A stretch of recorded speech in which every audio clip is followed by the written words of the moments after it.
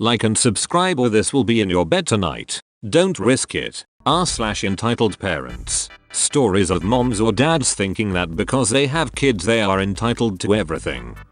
Some people just can't handle quarantine.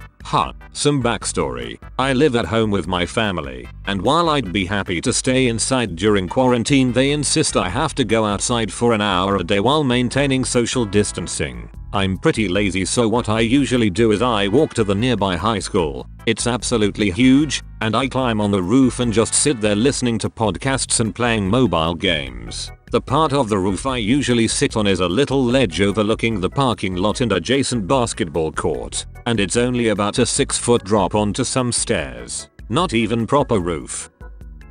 So today I was sitting on the ledge, listening to Taz and playing Plague Inc. when I see a family riding on their bikes in the parking lot. I figure they're just getting exercise in, same as me. There's 2 kids, each young elementary school age, on little kid bikes, and a mom, entitled mom equals EM, not on a bike, watching them, supervising I guess. So of course, since it's super intriguing when someone's on a roof, the little kids start pointing at me and waving, and of course I wave back and smile. Then I look back at my phone and get back to my game. About a minute later I hear EM shouting. I only ever have one earbud in case there's an emergency. It's a habit. I figure she's shouting at her kids, but then realize she's saying hey you on the roof. I take out my remaining earbud and I say, yeah, what's up? She proceeds to tell me that I should come down this instant, that I'm distracting and influencing her children to do bad things, and that climbing the roof is against the rules. She was technically right about the against the rules thing, but the school's been closed for months and I'm not endangering anybody, except myself kinda, but I know my way around the rooftop. So I politely explain that I'm completely capable and safe and that her children are free to ask me any questions. She repeats her previous points, only now adding that I'm a stupid teenager and that I'm just doing this for attention. I say that the effect I may have passively affecting her young children's curiosity is not really my problem, and that she should just explain why they're too young to climb the roof instead of yelling at me about it. At this point EM is just red in the face. Her kids aren't even paying attention anymore, riding in circles on their bikes again. She continues yelling at me and I try not to engage. She says I'm harassing and assaulting them by refusing to listen to her and refusing to get down. EM has gone full Karen at this point, just screaming about how I'm ruining their time out of the house and that I'm a bitch and I should be more considerate of people who have it worse than I do. The section of roof I'm on has a staircase that leads up to it, and then a 6-foot block that I hoisted myself up onto and was sitting on. EM walks up the stairs and starts trying to hoist herself up the 6-foot block. She doesn't use the railing I use to help myself up, probably because it overlooks a 30-foot drop. The stairs bring you to the roof ledge on one side, but on the other side there's quite a long drop to the pavement which she seems to be avoiding at all costs. She continually does a running jump at the edge of the ledge and every single time can't pull up her body weight. She continues this for about 2 minutes while saying things like, I try to create a safe and secure environment for my children and you are threatening us by being up there. You need to get down right now. I, of course, am still saying nothing. Kind of just watching amused at this point, cause like what's she gonna do? Throw me off the side? After a while she gives up and angrily goes back to her kids who are still riding in circles on their bikes. She turns, says she's reporting me to the police and takes her 2 kids and leaves the parking lot. I followed them with my eyes and she never once put the phone up to her ear. She might have called later but there's been nothing about it. If she did call they probably told her she was overreacting. I hope so at least, or my little rooftop social distancing sanctuary will be more ruined than it already is. TLDR. Minding my own business on a rooftop and entitled mom yells saying I'm harassing her kids. I can't help but laugh about how she's screaming about creating a safe environment while she's trying to climb on a 6-foot block, leaving her children to ride their bikes while she's clearly too busy shrieking to be paying them any attention. Yet that's Karen logic. Entitled Karen gets removed from family after causing a lot of pain for years. as this story is very personal and brought great harm to my family. I've been arguing with myself whether to post this at all or not. I will not go into great detail so that no one will be able to trace this back to anyone who happens to appear in this story. Backstory 1. My mothery backstory. Shortly explained, my mother had a happy life with my father until he was killed in an accident which left her with 2 little kids, me and my brother. After a long time trying to get her life back together and struggling financially, until getting her widow's pension, she was extremely lucky to meet my stepfather through a friend. Both of them fell for each other instantly and only a few weeks later they were dating.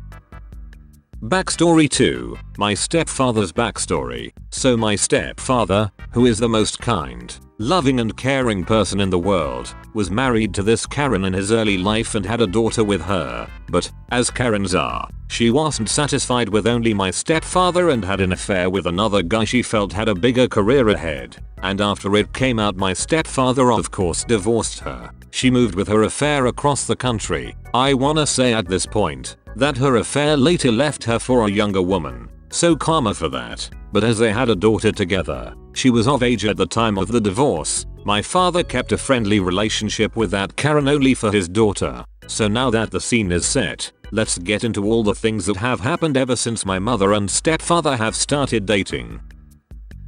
From what I've been told, Karen was actually pretty nice at the beginning. But everything changed when my mother got pregnant with my youngest brother, and both my mother and stepfather were overcome with joy. One big change that came from this was that we moved about an hour away at that point, because our then apartment was too small for 3 little children and my stepfather had to drive about an hour to and from work every day. Then my brother was born, and everything seemed to be fine as can be. We moved and it seemed that nothing could stop our luck. But that Christmas had a surprise for our family waiting in the form of a 12-page handwritten letter from Karen, accusing my mother stuff like not using protection, conceiving my youngest brother only to have financial support for me and my brother. My father made good insurances that my mother was cared for and me and my brother get financial support till we either start working or reach the age of 27. And was bullying my mother for not getting an abortion. No need to say that my mother was shocked about all of that.